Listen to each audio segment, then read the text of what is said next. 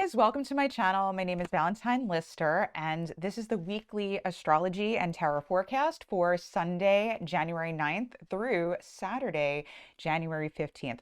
So I'm going to go through all of this week's transits to let you know what's going on with the week, what's going on with the energy, what's up. And then at the end, I do a tarot card reading to help give advice, to give you advice on getting through the week, how to stay sane, how to not lose your head. Okay, so the first transit that we have is on Sunday, January 9th. We have the first quarter moon in Aries, a fighting moon. So first of all, who is the moon? Well, the moon is the luminary, the lights of the night. So we can think of the moon as what nurtures us and helps us grow and helps feed us. And so when we talk about the moon phases, we're talking about what's nurturing us, but also talking about like what's our environment, how are the people around us, like what are they giving us as food or fuel. So it could be good or bad, right? If other people are giving us food, maybe they're good cooks, maybe they're bad cooks, but they're giving us food, right? Or what's happening in our bodies and also in our minds, because the moon represents the environment, and so the moon can relate to our mind, our mental activity based on what's going on around us. So basically, how we're going to feel. So the first quarter moon is a lovely moon where the moon nurtures us by making us fight. It makes us deal with the conflicts that we've been avoiding. Most of us don't really like to deal with conflict, don't want it, don't want to deal with it, forget it. But in the first quarter moon, we have to deal with whatever conflicts are happening in our environment.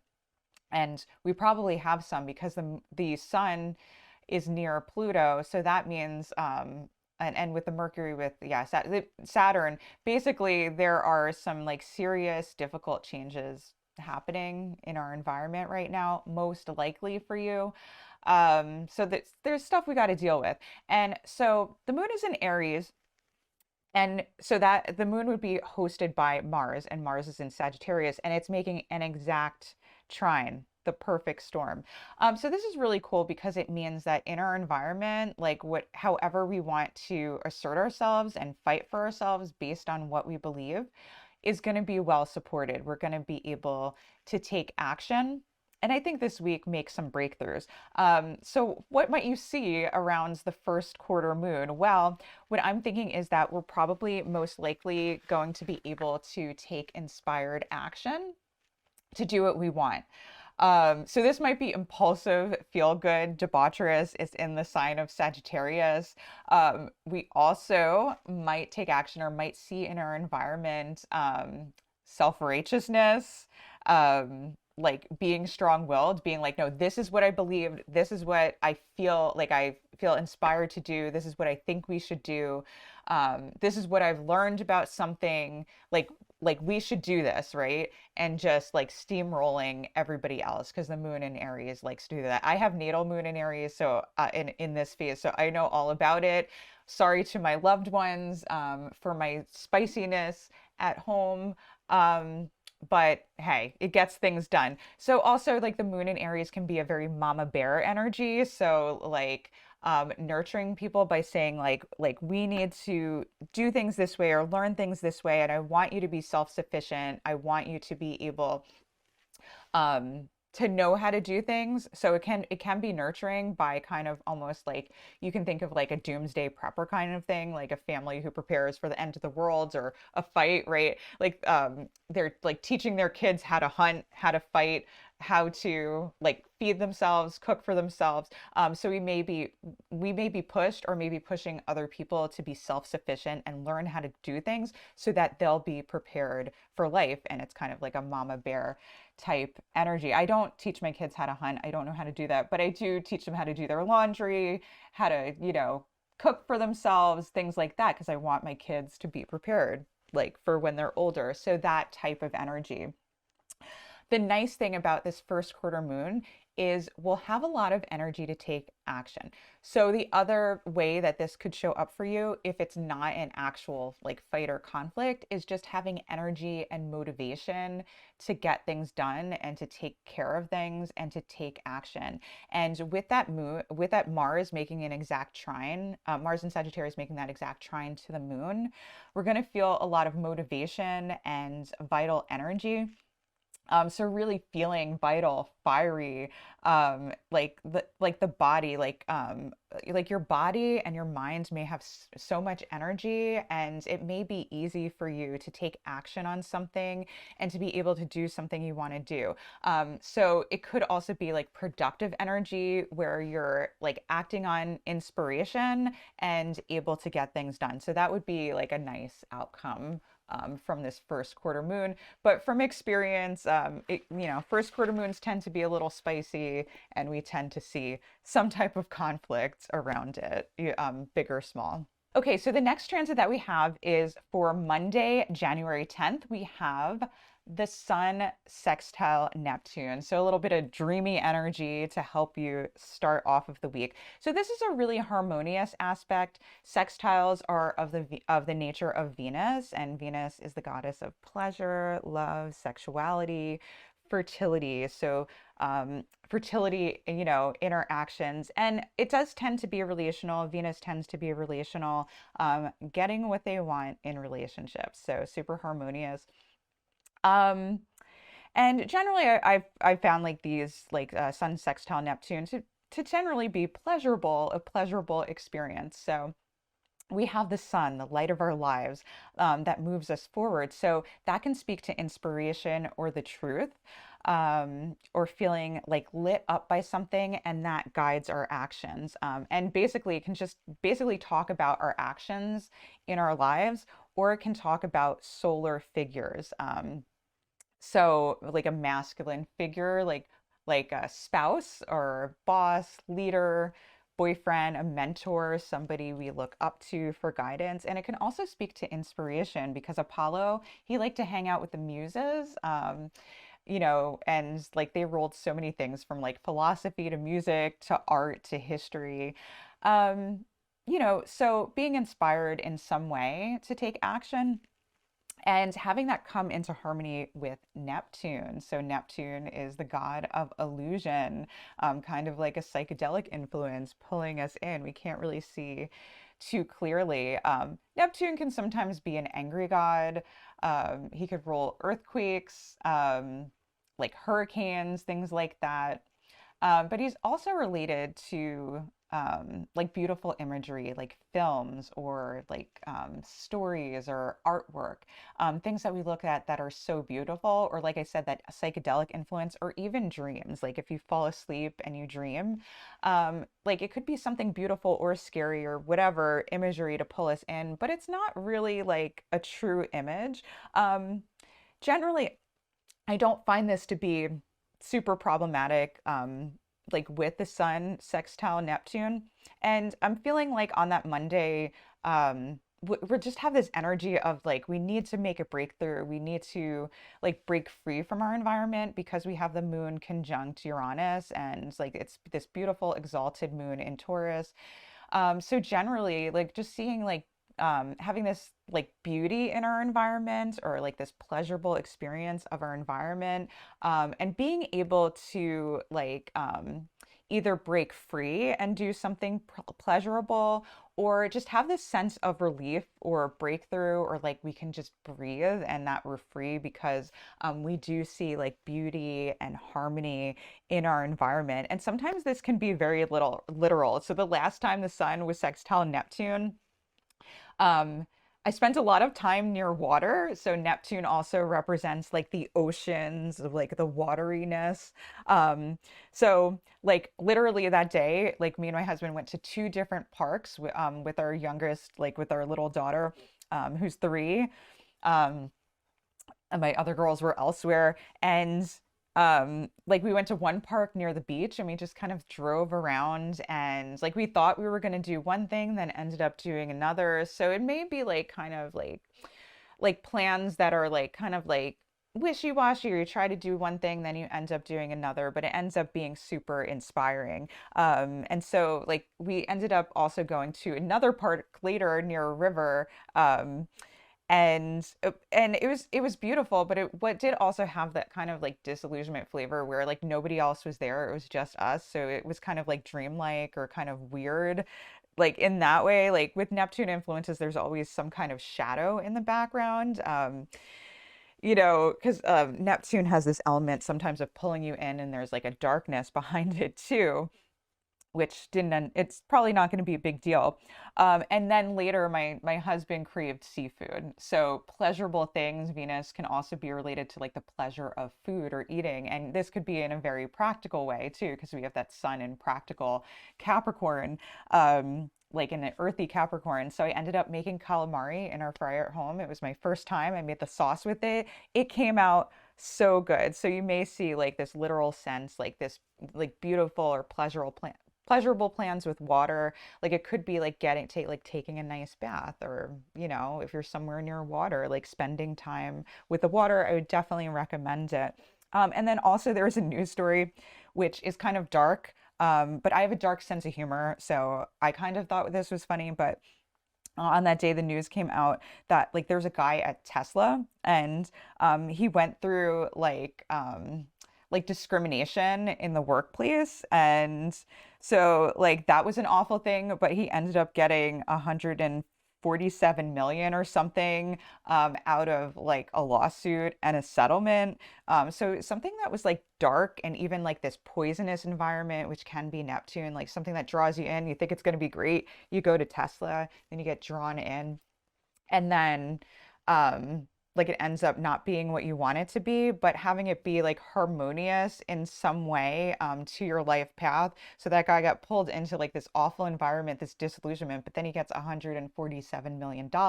So that is like this beautiful, like sextile, like harmonious aspect that ended up working out, even though it's kind of like this really like disillusioning that like people act that way.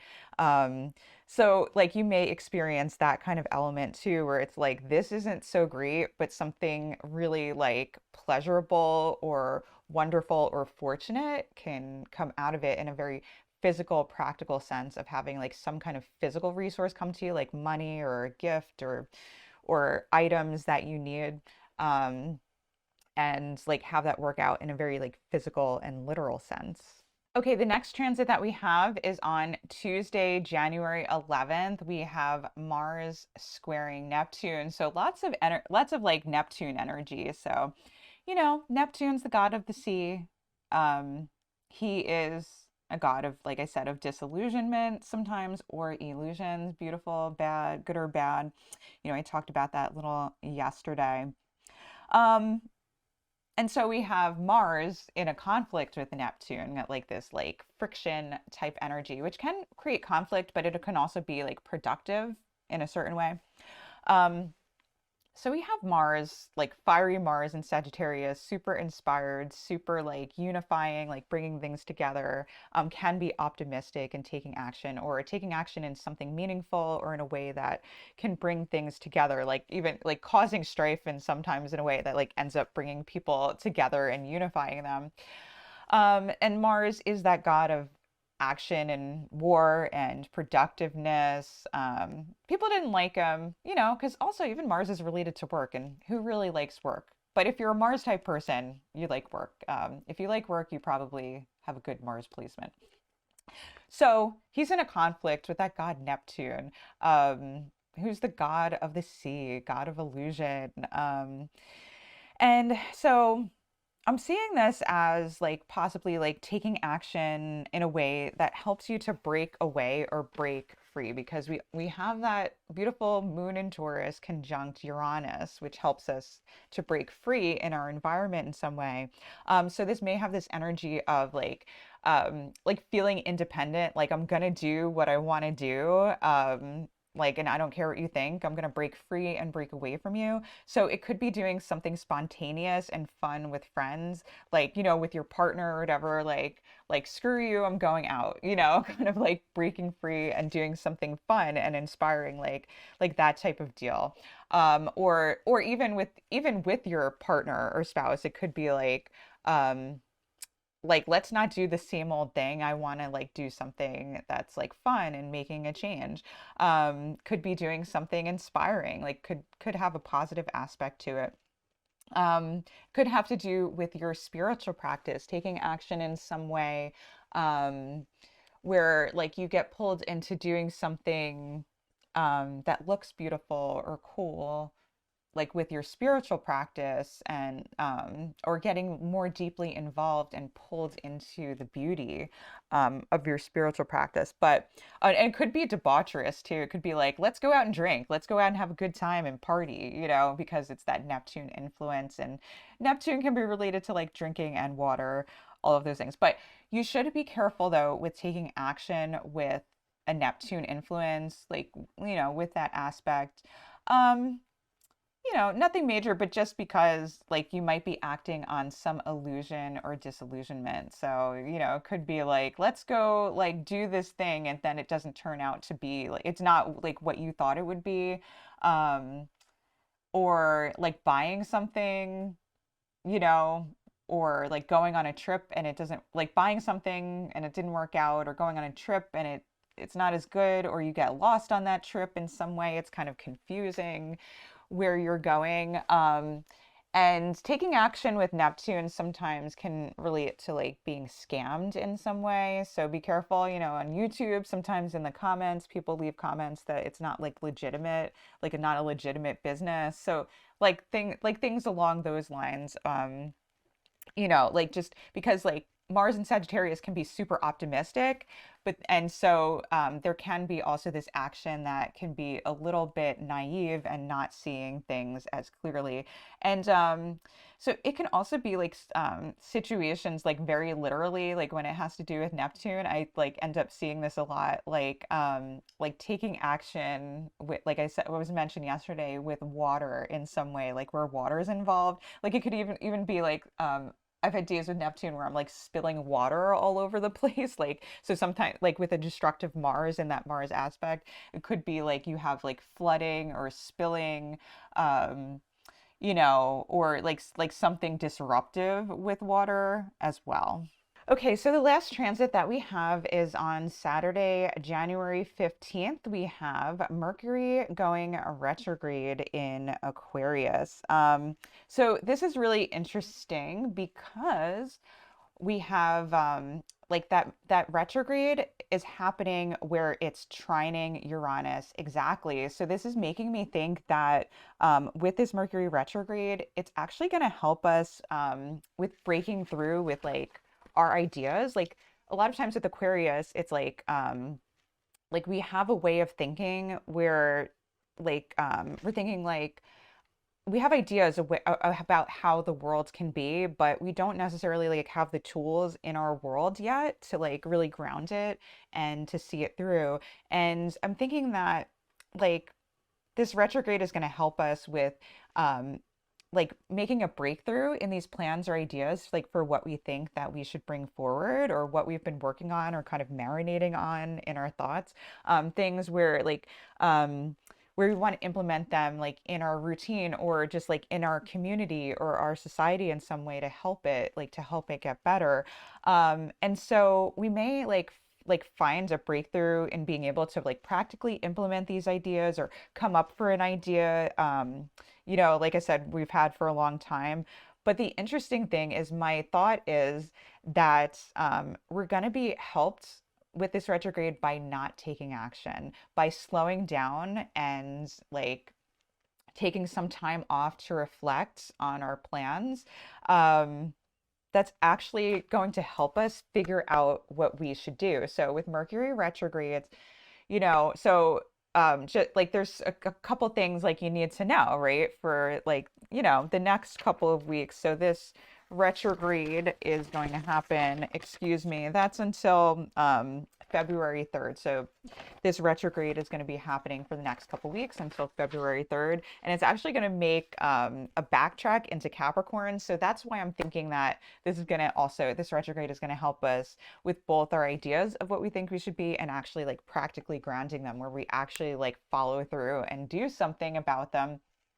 So back to what I was saying with retrogrades, Mercury is the god of plans, like being 10 steps ahead, communications, negotiations, game playing, fun, the marketplace. He rules the marketplace, businesses, and like innovations in technology. Traditionally, Mercury ruled innovations in technology, not Uranus. But doesn't really matter because he's making this nice trine with Uranus. So really, we also may see breakthroughs in technologies, even in our society, not just like but by like what we're doing, but also in our society as well. And so Mercury, like when Mercury goes retrograde, it's a time to like Mercury kind of takes off, and it's a time to reflect on the things related to Mercury. So it's really, retrogrades are not a time to take action on Mercury type things. We don't want to become engaged in like new contracts, new negotiations, new business endeavors or investments, or like, new games associations or new relationships or things like that.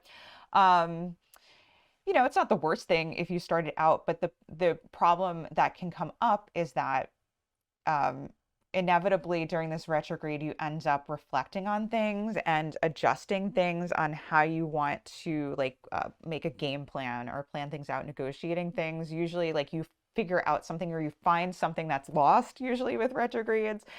Um, and also, we have Venus retrograde. So we're going through some issues even with our relationships and the way we interact with people.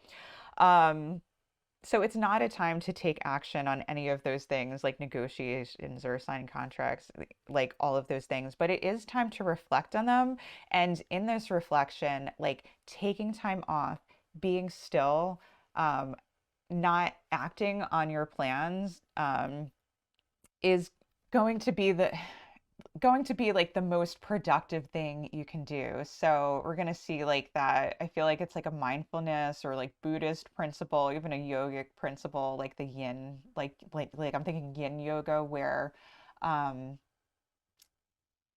like you rest and you do nothing, like you need do nothing, and then everything is going to happen like by the time, like with this idea or like an idea that you have, or like like with Mercury type things, when it turns direct. So I'm looking forward to slacking off and having things click and having them come through and then making a breakthrough and being like, oh, this is the way to do it, and like seeing that go into action, you know, hopefully by the time this retrograde ends. But regardless of like when exactly that happens, we're gonna see it come into play. So I'm looking forward to it. All right, guys, time to pull some cards and get some advice for the week. I feel like we've got some elusive energy going on. Yeah. Oh, okay. But good fortune. So the summary for the week, like the energy overall for this week is looking, this is pretty good.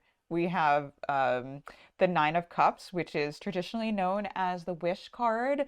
And this represents Jupiter in Pisces, and it is Jupiter in Pisces right now. So really finding meaning and being able to like put things together.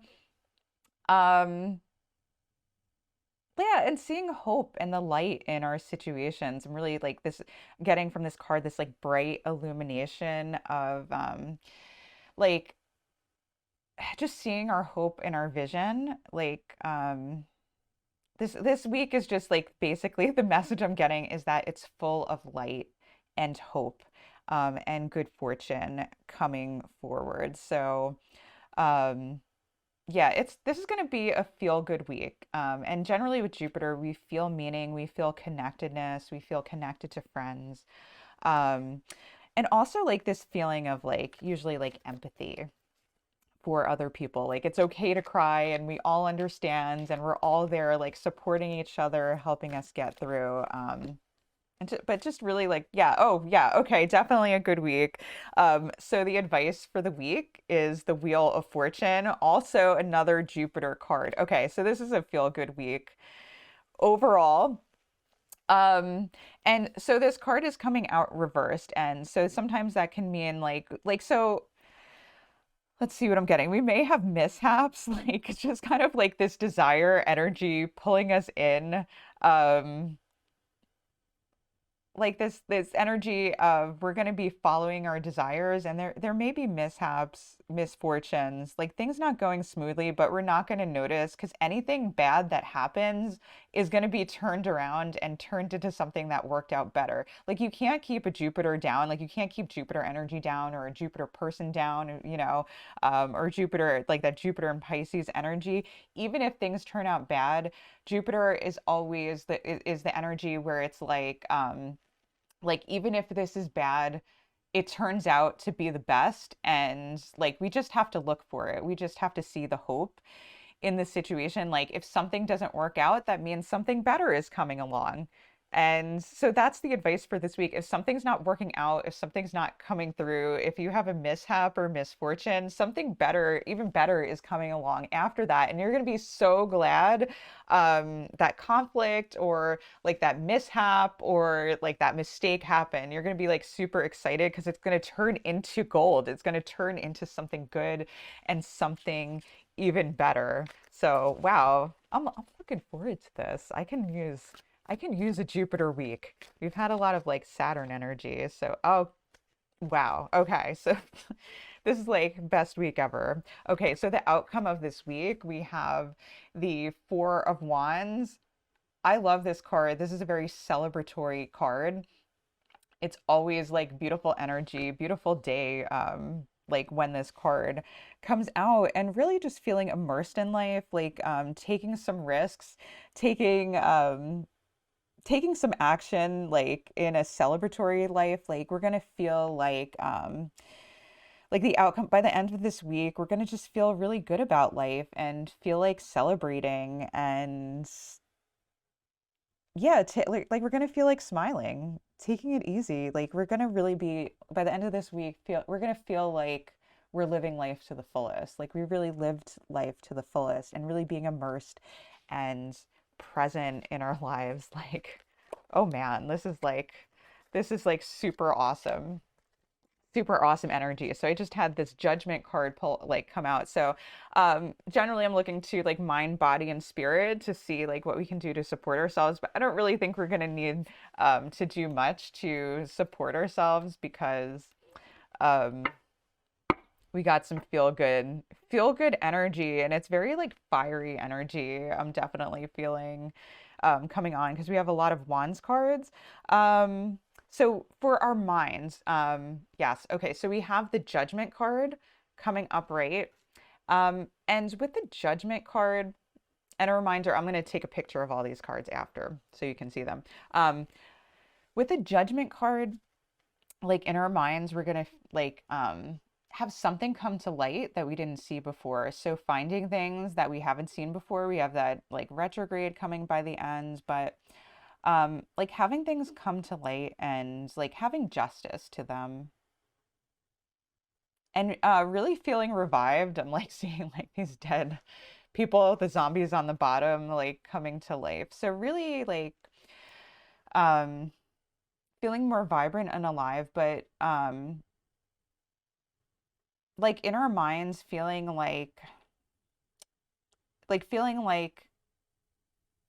hopeful and guided and like seeing things come through, like seeing things come to light and being revealed and like having justice restored in some way. Like we're going to feel like a sense of justice, like things are going okay, and maybe that relates to this like Jupiter energy.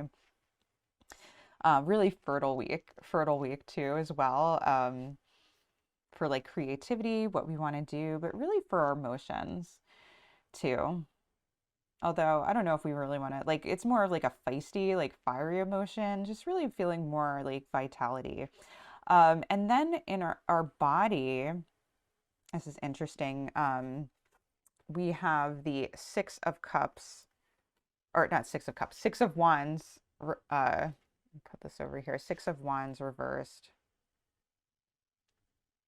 So a lot of times with this card, it feels like our energy, like our body is like just tired and worn out. But I'm feeling like more the what I'm getting from this card right now is more that we'll feel like it's okay to take a break and to not be so hard on our bodies and not be doing so much. Like we're gonna be able to take a breather and just acknowledge like all of the work that we've done in our lives that like we've been going through some tough times and life has been hard and we've had to work hard to get what we want and really put forth a lot of effort, even like in your spiritual practice and trying to like heal and grow, like putting so much energy into that and just trying to find some peace and connect with your soul. And like in this week, like feeling some relief in that, like, you know what, we've worked hard. Like, let's give ourselves some acknowledgement and some credit. So, really taking it easy on the body, nurturing the body, even in our bodies, like maybe like inwardly feeling connected with our soul and our spirit. Um, and that's going to help with our vitality. Like sometimes I'm like, oh, we need rest and naps. Like, I'm not getting the sense that you're going to need a lot of rest, but just that you're taking it easy, that whatever actions you're taking, like in your body and how you feel are just flowing from like this natural motion. And it's like you're taking this big sigh of relief. Um, and then with spirit, we have the Seven of Wands, this fiery energy makes me think of that Aries moon, like that mama bear, like that fighting spirit. Um, but okay, yeah, inner spirit, like feeling like we can stand up for ourselves and really fight for what we want and fight for what's right, like fight for what we think should be done. That we've come a long way, like with all this green energy, we've come a long way, like with our healing, and having compassion for ourselves. And it's not that we don't have compassion for other people, but sometimes, like sometimes people can come at us hard and we start to doubt ourselves. I'm not going to put the responsibility on them. That's not the message I'm getting through, but like we can take on a lot and feel like, and we can take on that criticism from other people when it really just has to do with them and their issues. And then we have to deal with our issues, right? If somebody says something to us and it's upsetting for us, like we have to come to terms with that. We have to deal with that. And be able to be okay with that, be able to sit with that like inner criticism and like the things that like and being upset by things that aren't happening the way we want and just like looking at the negative in things. There's nothing wrong with that, but the thing is that that's based on how we were raised, like what we learned from the people who raised us, who taught us and nurtured us. But that's not always like, but when we grow up and when we go in the spiritual practice, we realize that that was not necessarily true. And these are just patterns of behavior that we've learned and that we're acting on these patterns of behavior from the past. And that the way that we heal is to move on from that and say, like, I don't really believe that I should criticize myself like that anymore. I don't really believe that things should be done that way. I think that there is a better way. I think there's a better way that nurtures my soul, that nurtures the souls all around us. I think that there's a better way to move forward with having compassion for myself and having compassion for you, in that relationship, like kind of saying to that person and feeling really feeling in our spirit like we're going to defend our heart, defend what lights us up, defend compassion, and not take on the criticism and be like, no, like I don't care if you say that, I don't think that, and really defending ourselves um in a way that like defends that. And so sometimes that can be like really feisty and fighting. Like we have this like wands energy, and being feisty sometimes is okay. Like sometimes like when that energy naturally comes through, it's a real relief. Like, as a Sagittarius, like I'm a Sagittarius sun, I've got a lot of like an Aries moon. Oh man, I've got a lot of fiery energy. And it can be off-putting, but at least people know like where I stand and what I'm going to do. And if you have like two fiery people together, like they can fight it out and feel okay because it's like it feels damn good that you told me where you stand and what you want. And even if I'm fighting with you about it, I know that we're going to hash this out and come to something that's meaningful and true. So in our spirits, we're willing to fight and willing to put forth that energy to find something that's meaningful and true. And then at the end of the day, you can feel good about your relationships or what gets hashed out because it was something like that, where you actually see things like see like where that other person is coming from or where you're coming from, and be able to like have something that's like I said, like meaningful, like soulful, and even compassion at the end of the day. Like, I know where you stand, I know where I stand, and now I have compassion because I can see like where you're coming from. And a lot of times with fiery energy and really being feisty, like you can fight. It's a very masculine energy. So you can fight and then forget about it 2 seconds later. Once you get that like aggressive or even like conflict energy out, it's gone and you can move on. So that's like kind of the energy of how we're feeling in our spirits. Um, Really this vital energy where we're feeling like fueled. We're feeling there's so much light in this week.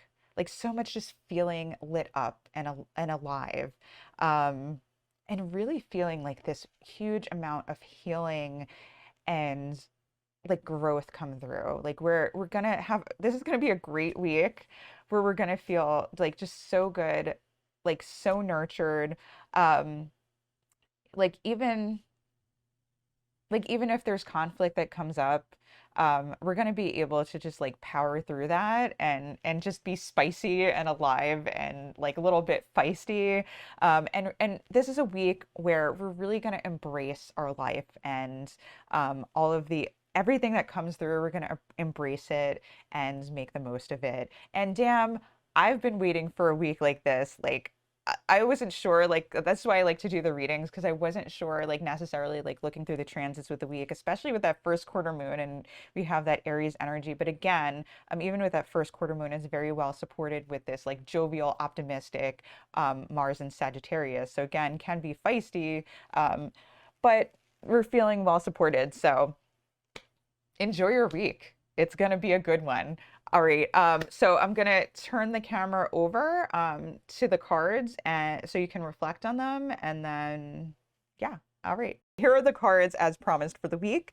If you want to take some time to reflect on them a little more, just pause the video. And this is just a quick reminder that if you like this video, make sure to like, subscribe, and hit the bell to get notifications when I have videos come out. Also, if you loved it or you liked it, whatever, make sure to share it out. Share the wealth so that other people can get this guidance and advice if you think it's valuable. All right, I love you guys so much. Have a great week. It's going to be a good one. If you like this video, make sure to like, subscribe, and hit the bell to be notified for whenever I release a new video every single week.